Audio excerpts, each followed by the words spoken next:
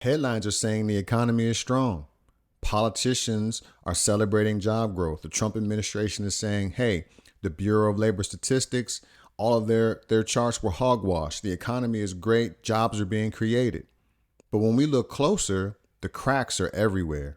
Rising debt defaults, home ownership slipping further and further from reach, and businesses are struggling. So what's the truth? The truth is what you're feeling in your wallet isn't imaginary. It's the early signs of a weakening economy. In this video, I'm going to show you a bunch of data that proves that we are either in or approaching a recession and that our economy is on thin ice. This video is for you if you've been told that the economy is fine, but you're feeling in your gut the opposite. By the end of this video, you'll know which signals prove the economy is fragile, why those signals often appear before recessions are officially called, and what you can do at the household level to prepare. So if that's the type of information you came for, strap in and let's get started. And don't forget to like and subscribe. Let's go. Household debt is breaking the economy. Auto loans, credit cards, student loan defaults are at or near high records. Let's take a look at the chart so you know this isn't just conjecture or me making stuff up. This is total household debt. And you can see pretty easily that we are trending upward. Debt is growing increasingly, and these numbers are in the trillions. These are not small numbers. This chart is depicting total household debt. And as you can see, it's been steadily trending up. Whether you're looking at the red portion, which is non-housing debt, so that's auto loans, credit cards, student loans, buy now, pay later, etc., or the blue area of the chart, which is actually housing debt, mortgages. Now, these next several charts are demonstrating household debt broken up in different categories. So this first one you see is by age. And the key that I just want to point out is that it's trending upward. If you look from like 2022 Q1, it's trending up. Moving now to serious delinquency, 90 plus days for mortgages. Again, same pattern. From 2022 on, we're trending upwards. And that's for all age categories. This is for auto loans. Again, these are serious delinquencies, 90 plus days. And as you can see, starting from around 2022 Q1, every age category is trending upward. Same thing for credit cards. Every age category since 2022, trending upward. We're seeing a little bit of a plateau, which is great, but the overall trend so far is up. We're hoping this will go down. And this last one is student loans. Now, we see this as exponential. These years where the Biden administration, where there was a moratorium on student loan payments. And what we're seeing here is when that moratorium was lifted by the new administration, student loan defaults went through the roof because folks had adjusted their lifestyle to not paying student loans. And when that burden was put back onto their household balance sheet overnight, it became an unmanageable burden. And you can see by this chart that things are getting a little out of hand with student loans. Now, someone might say, Damon, consumer spending is up. If folks are spending, things must be great, correct? Well, not necessarily. There's two factors involved that you want to unpack. And that's with a lot of this data. So for one, the rich have been getting richer and they have been spending money. So that's factored in to the consumer spending numbers. Also, you have a mentality amongst a lot of folks who are struggling. They're burdened by this economy and they don't see a way out. And so a lot of times it's, hey, look, I'm not going to be able to pay off my car. I'm not going to be able to pay off XYZ. But if I buy this new pair of shoes or if I buy whatever the thing is, it's going to make me feel better in the moment. So I'm going to YOLO. I want to feel good now. I want something to make me feel good about my situation. And so I'll make a purchase that I maybe otherwise shouldn't, but things seem so hopeless. I just need a shot of positivity in my life. And so that's also factored into these numbers. Buying a house is supposed to be the American dream, right? Well, for more and more folks, that American dream is being delayed or denied. According to the National Association of Realtors, mortgage demand is at an all-time low and the age for mortgage starts is increasing. So let's check it out. Again, this chart is the National Association of Realtors. And I want to pay attention to this blue line in the middle and this light blue line. As you can see, this light blue line is first-time home buyers. Look at that increase from 33. The age 33 was the median age for first-time home buyers in 2021. That has jumped to 38 in 2024. And who knows what it is in 2025. We're waiting for the numbers. Now, you'll see here I've seen a lot of articles about the median home price is now 56 for all buyers. Now, that number, I believe, is a tad bit skewed because, as you can see, repeat buyers have been getting older. I think that is a result of individuals who have money, who are able to now buy more properties. And so they're skewing the data. And so this makes it seem like, wow, the median home buyer age is 56. That's astronomical. And while, yes, it is higher than it's ever been, I think part of that is because a lot of investors who happen to be older are buying more and more properties, and they're pushing out a lot of these first-time home buyers. Any way you look at it, folks who are buying houses are older than they were, say, 10 years ago. Right here, what we're seeing are mortgage applications. The mortgage applications are that bluish gray area. The orange line is interest rates. So as you can see, as interest rates rise, mortgage applications tend to fall. What I really want you to pay attention to is within the last 10 years, mortgage applications have fallen to the lowest level that they've been. So if you are an aspiring first-time home buyer, I would say something to look forward to is interest rates decreasing. There's a lot of political pressure for the Fed to lower rates, which I believe that they will starting in September. So in the meantime, my mantra has been stack your dry powder, work on your credit score, put yourself in a position to buy when the market shifts.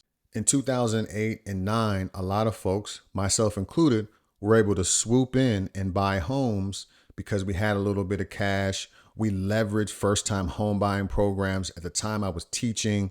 And so I kind of pulled from a variety of resources to leverage or take advantage of the bleak situation. So even when the situation is bleak, there are opportunities if we decide to prepare in advance for what's to come. The old adage goes, don't put all your eggs in one basket. But according to the stock market, that doesn't apply. Check out this visual right here. This is of the S&P 500, and it's from 1880 to 2024. And as you can see, the top 10 stocks have 38% of the market value. So just 10 companies represent almost 40% of the value of the entire S&P 500. That is dangerously concentrated within a couple of companies. If something were to happen to them, the market could unwind rather quickly. So if there was ever a sign of fragility in our markets, it's having 10 companies representing the largest share of the market than they ever have since 1880. So with the market on thin ice like this, I encourage you to pay close attention to your portfolio. If you have a 401k, if you just have investments in your brokerage account like Fidelity or E-Trade or Schwab or whatever, this is not the time to be hands-off in terms of your investing. This is a time to be hands-on, to be paying attention and tracking the market to make sure that you're properly allocated and properly diversified. Economists don't agree about a lot, but I think most economists would agree that small business is an essential component of the economy's health. As of right now, 46% of private sector employees are working for small businesses. Now, side note, depending on what your NAICS code is, you can be a business bringing in $20, $30 million a year and still be considered small. But that aside, a huge portion of individuals are employed by small business. And so that indicates that they're a critical component of the economy. Take a look at this one stat. Over the past 30 years, new business creation has declined by almost 50%. And I said one stat, but just another one. In 2019, 30% fewer small businesses started than in 1970. So we're seeing a decline in the number of new businesses that are started. And I could have a whole video on just small business starts in and of itself. But what we'd see if I were to unpack the data is we have more entrepreneurs starting businesses, not just because they identified a problem in the market that they want to solve, but they're starting businesses just to survive.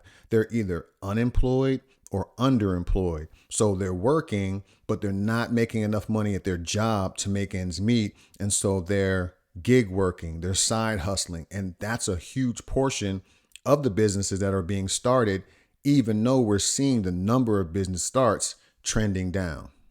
So small businesses are something we want to pay close attention to, because when small businesses falter, there are fewer jobs, unemployment increases. And speaking of unemployment, the job story is weaker than this current administration is suggesting by far. It's not just a matter of the BLS issuing faulty numbers and revising them lower, but that is a big issue. That is a huge issue. And the new information put out by the administration stating that the job market is strong and the former head of the Bureau of Labor Statistics was incompetent. I don't agree with that assessment, and here's why. This tweet by the Kobisi letter encapsulates it pretty well. The June jobs report was revised down for a second time. And this time what it shows is for June, there was a net loss of 13,000 jobs. And that's the first time it's been negative since July of 2021. In this chart from the Federal Reserve, this is the number of people who are unemployed for 27 weeks or more. And as we can see, the trend is upwards. More and more people are chronically unemployed, and a lot of them have just given up. But what's even more interesting about this chart is that you can see the correlation between this trend and recession. Those vertical gray bars are all periods of recession. And as you can see, once the chart bottoms and begins to rise, we're in recession every time. Bottom, rise, recession. Bottom, rise, recession. On and on. You can see the pattern. Bottom, we rise, recession. Bottom, recession. So freeze this so you can take a look in more depth, but that's the trend. Now, the last indicator I'm going to cover for today is the yield curve in the bond market. And so without going in too much depth, when you purchase a bond, if you can purchase it for different lengths of time, from very short periods of time, like 3 months, all the way up to 30 years. The way it works is, if say you buy a 30-year bond, you get a higher interest rate, or you're supposed to get a higher interest rate, because you're locking your money up for longer. So there's a bigger opportunity cost because your money is locked up. And so you get a lower interest rate for a shorter term treasury. When this flips, meaning you can get a higher yield for a shorter term bond than a longer term bond, it's referred to as a yield curve inversion. Now, a yield curve inversion is a forward-looking indicator that recession is on the horizon. So let's take a look at two yield curve charts from the Federal Reserve Bank. This is the 10-year Treasury minus the 3-month Treasury. And what you can see is right there at zero, that thicker black horizontal line, when the chart dips below that, that means that the curve is inverted, meaning you get a larger return on your money for a shorter term bond versus a longer term one. And what you can see is every time we dip below zero, meaning the yield curve inverts, a recession follows. Again, the recession is the gray vertical bar. And you can see every time we dip below that zero line, a recession is right on the horizon. Now, typically when investors are talking about a yield curve inversion, they're not talking about the 10-year versus the 3-month. They're talking about the 10-year versus the 2-year, which you see on your screen right now. But it's very similar. When the chart dips below the zero line, you can see that at this low, we were already in recession. At this low, recession was right on the horizon. At this low, recession was right on the horizon, et cetera, et cetera. So both of these charts are huge indicators of what potentially is to come. And as you can see, we went below the zero line in June of 2023. We've been making our way up. There's been no official call of a recession, but if this chart is accurate, as it has been for quite some time, then we are either in recession or we are right on the cusp of recession. And jumping back really quickly to the 10-year versus the 3-month, same thing. We are well below the inversion line. We are trending up. And as the pattern is shown, below and trending up, below and trending up, we're headed towards recession if this trend holds. I know that's a lot of data, but thanks for sticking in here with me. And if you appreciate this type of in-depth analysis, take a moment, like, subscribe, and share with someone else who needs to have this information, who needs to also prepare for what's to come.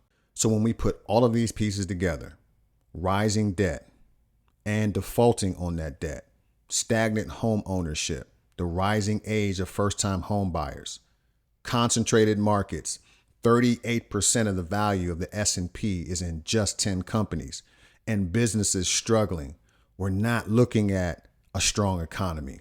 We're looking at a fragile one that's teetering on the brink of collapse. The uncomfortable truth is the business cycle is as old as capitalism, meaning the economy goes up and it goes down, it goes up and it goes down. If you look back over the last 25, 30 years, we have a pretty consistent pattern of recession and boom, recession and boom, right? We had a crash around 2000, then we had a rebound, then we had a crash in 07, then we had a rebound. You see the pattern? And economists have tried their best to level this out to no avail. I mean, the Federal Reserve has over 400 PhD economists and they haven't figured it out. So agencies like the National Bureau of Economic Research, who are responsible for making the official call of when we're in a recession, they haven't done it yet because they usually wait on lagging indicators, not leading indicators like the yield curve inversion, for example. So they look for job revisions, long-term unemployment. That's what they're using to assess whether to make that call. And there's other political stuff behind the scenes too that we won't get into.